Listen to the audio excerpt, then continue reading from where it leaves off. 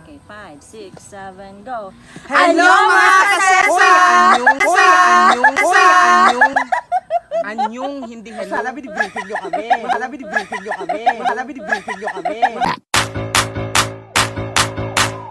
Yo!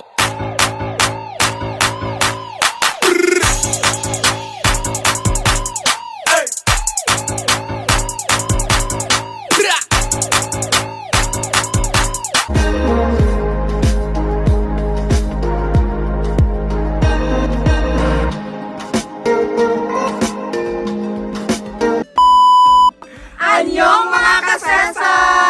Welcome to my world and welcome to my vlog! Yay! And for today's video ay magmumukbang kami. Okay, so ito yung mga pagkaing aming hinihanda. Oo, di ba?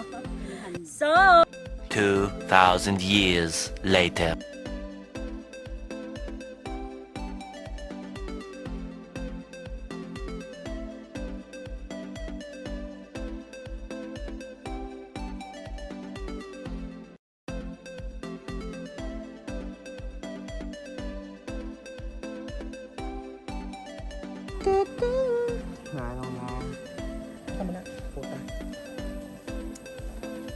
so ipapakilala ko ang aking mga bisita for today. Yay! First, we have Sir Wendell. Next, Sir Nestor Yahe.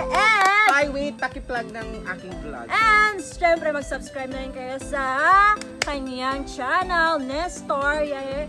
The Brave Thor. Yes, yun. Thank you. And of course, Mom Claire! Gutom na po kami, so let's start! And today's mukbang ay may twist. So, magbabasa kami ng mga question or random questions dito sa cellphone namin na tinanong rin ng mga students namin sa amin, and sasagutin namin to isa-isa. So guys, are you ready? Yes, we are. Gutom na tayo, di ba? Yes. So, kumain na tayo. Okay, let's start. Let's start. 1, 2, 3. Pray muna. Stop natin. Let's pray muna bago tayo kumain.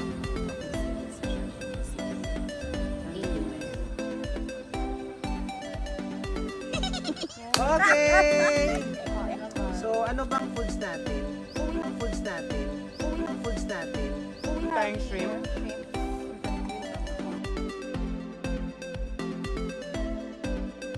Yan, so happy Teacher's Day sa lahat ng mga gurong nanonood. Happy World Teachers Day! Kain po tayo.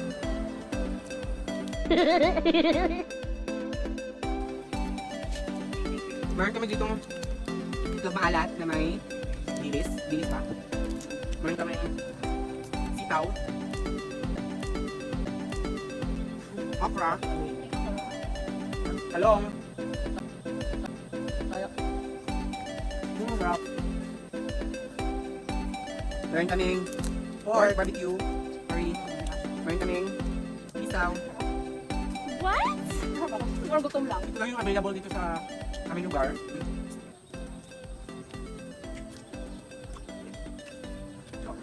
Ito, so gabi, Saan? Dito. Diba? Yan. Okay. So sa bagoong na may kalamansi. Ang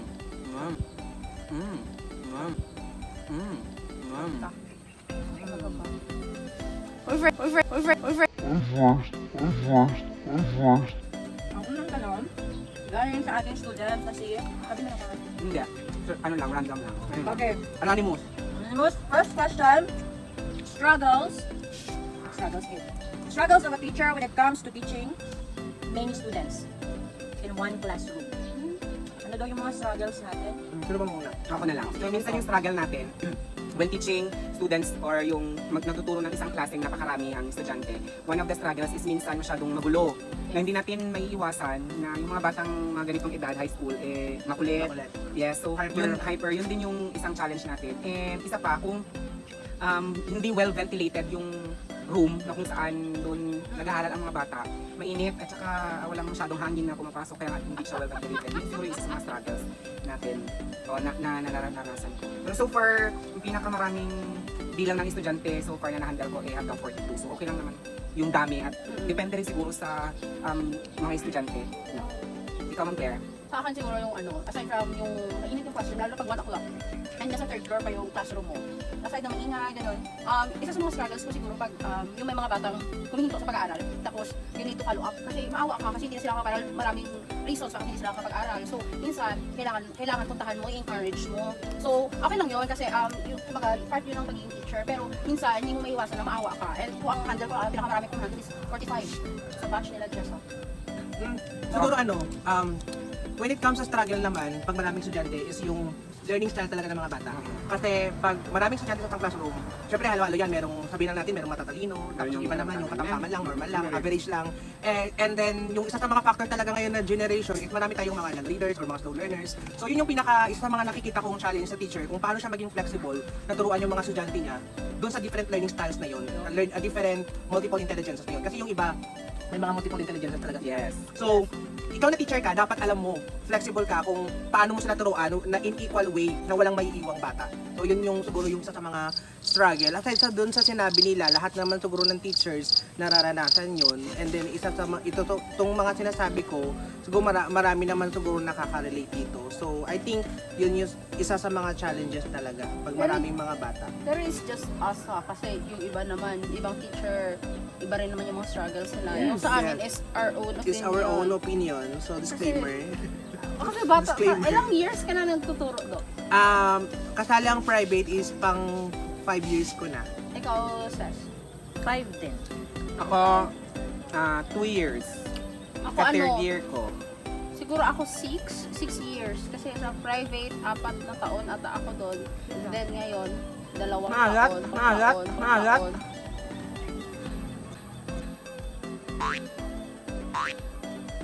Ikaw? Wait lang. Oh, 2000, ano graduate? 2013. Hindi, 2012 tayo Bago ko. nag-graduate. Uy, maalat pala. Tama pala yung natin, 4 na. Ay, 8 years na pala ako nagtuturo. 8 years. So ako 7. 5 years sabi ko. Matanda. Masagay ko, Ma'am Princess, ang struggle mo. Actually, lahat ng sinabi yun din ang naging struggle ko. No? Yung mga bata na sabi niyo nga, di ba, iba-iba yung iba-iba yung mga bata. No? Merong mabilis mag-cope up ng mga leksyon, merong hindi. So kung halimbawa magpapakis ako, then maraming mga bata or mga estudyante na hindi pa rin nakagets, then another na naman na strategy yung gagamitin mo para lahat sila maka-cope up sa lesson mo. No, anong children Yan left talaga. behind? No? Yan talaga yung study natin bilang isang guro. Pero, di ba, masarap naman yung guro, di ba? And Yes. Ganyang problema tayo, di ba? Masarap maging teacher, lalo na pag nakakaalala ka nila. Yes. Yung kahit saan kayo magkita, sir, ma'am, alam nyo, kahit maliit na bagay lang nakaka-touch. Kasi, though hindi namin kayo ma-remember, kasi sa dami ninyo, at least, ma-remember ka na siya dyan. Ay, ma'am, ginawa ko na ganito, teacher kita sa ganito.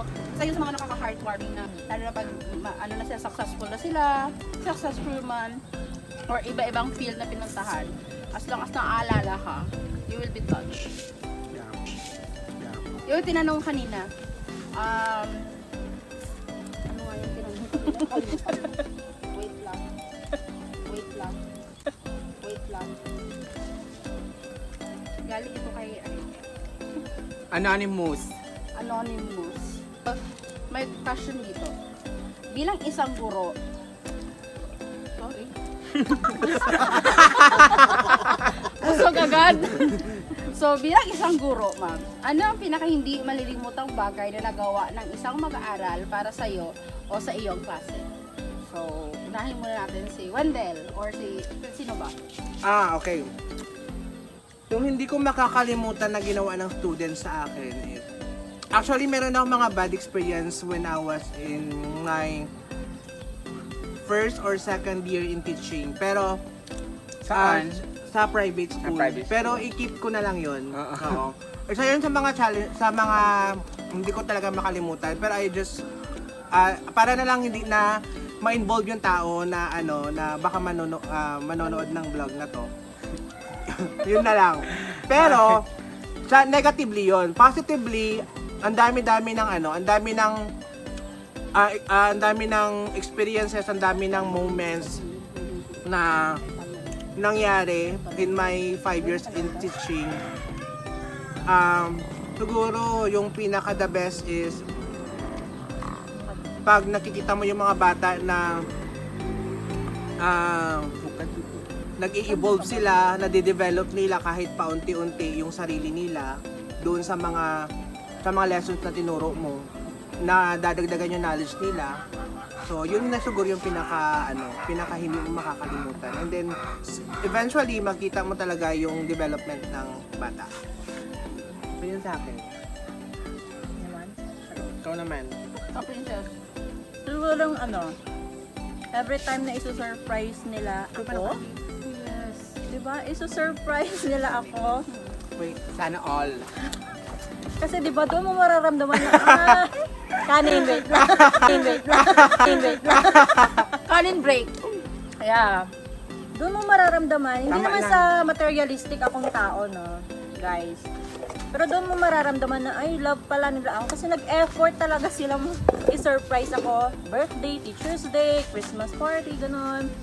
No? So, sa ganung paraan, parang hindi mo makakalimutan kasi dahil nararamdaman mo yung love ng mga students mo for you. Kupatian ko Hindi dahil materialistic ako. Ano ba? Mas malakas. Damo bloopers. Oh, ikaw naman na star. Sorry na star. Siyempre, 2 years pa lang ako sa teaching industry. At yung klase ko, sila din yung klase ko nung una akong nagturo hanggang sa sinundan ko sila nung nag-grade 12 sila. Tama yung nasabi ni Madam Princess na iba talaga yung feeling na sinusurpresa ka ng mga estudyante mo. Kasi di ba, alam naman natin kung ano yung mga katayuan nila sa buhay, but they are doing their best. Sinagawa nila yung best nila para masurpresa yung mga guro nila. That was last Teacher's Day, during my first year pala na I received the longest letter. You can still remember. Yes, the longest. Yeah, it's... Ito yung picture. Sige, ipapakita ko. Ayan. I got the longest picture, mas matangkad pa sa akin. No, and very sweet yung mga bata. Akala ko lang sorpresa. Tapos yun pala yung pinaka-sorpresa. I got the longest and the sweetest love letter during that day. So, sa akin naman, I have good experiences, lalo na sa private and ngayong nasa public na. Nung sa private ako, di ba, yung mga, alam niyo na, Shout out nga pala sa mga students ko dati Yes! sa private school. Thank you so much sa gift ninyo. Gift ito actually. Wow. So yun, yes, Ma'am Oh, Claire. yung sa amin, yung sa private school ako, there was a time na naka-receive ako ng overflowing flowers. Na pwede akong magtayo ng flower shop or pwede kong i-recycle, ibenta ulit yung mga flowers na na-receive ko. Ngayon naman, nasa public na ako, marami. Like, for example, nagsusurprise sila. Lalo na pag ini-invite kami sa birthday. Remember? Pag ini-invite kami sa birthday, nakaka-touch. Kasi kahit hindi na namin sila estudyante or hindi na nila kami advisor, nare-remember nila, ma'am, punta kayo sa dibuko, sir, pwede ba? Pwede ba kayo magbigay ng speech para sa birthday ko? Or magbigay kayo ng sa birthday ko? Or ginagawa kami ninang ng mga estudyante namin. So, ayun, masarap sa pakiramdam. Alam mo yun, tapos yung mga students mo, it's either nagiging friends mo or nagiging barkada mo na rin. Kasi iba rin yung, pag sa loob ng classroom, iba rin yung sa class. So, that's it. Okay, next question. Next question. What is the English? happiness? What is the happiness of being a teacher?